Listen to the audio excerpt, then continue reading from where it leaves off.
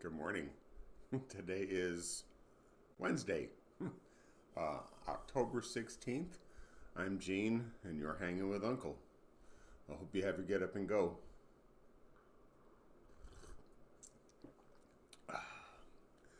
So, today I want to talk about a couple of things, kind of like a cause and effect.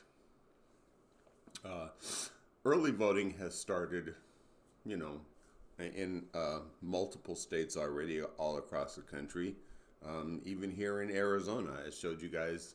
I got my mail-in ballot on Friday and turned it in already. So um, there's some votes for Kamala Harris and Ruben Gallego and Gregory Whitten, who is running for Congress in our district here in Arizona's 8th. Um, Go, man. But the other night in Erie, well, no, not Erie, anyway, it was in Pennsylvania someplace. Cadet Bone Spurs was having his rally, and, well, Gene, where are you going with this? You start off with voting, then you go to a rally. It comes together, all right? Um, the rally we saw, again, more of the same, nothing new. It's like watching I Love Lucy reruns. It's the same old thing. My election was stolen. It was rigged against me. Everybody's out to get me.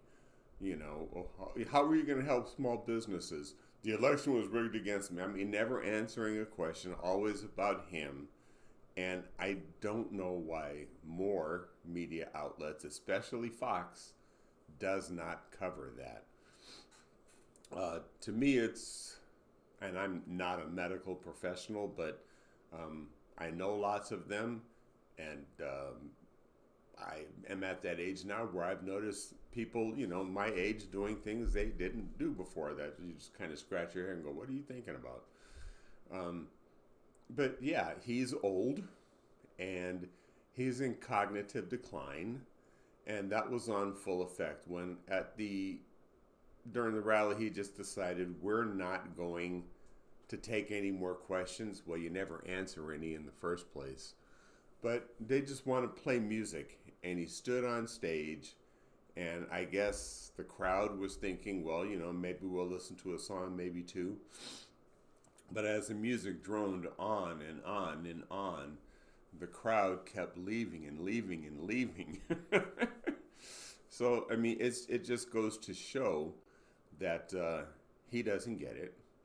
He's banking on people like the Proud Boys to start a civil war and keep him in power. He knows he's not going to win.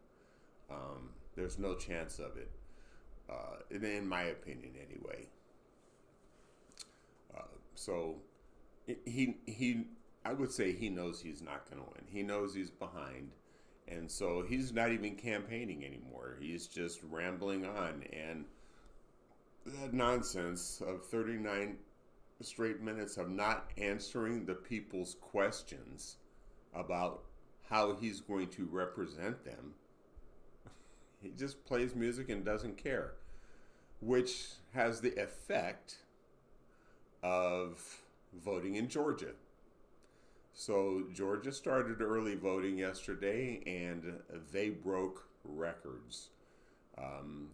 Over 300,000 people have already cast their early votes in Georgia, which is double from 4 years ago, the presidential election in 2020.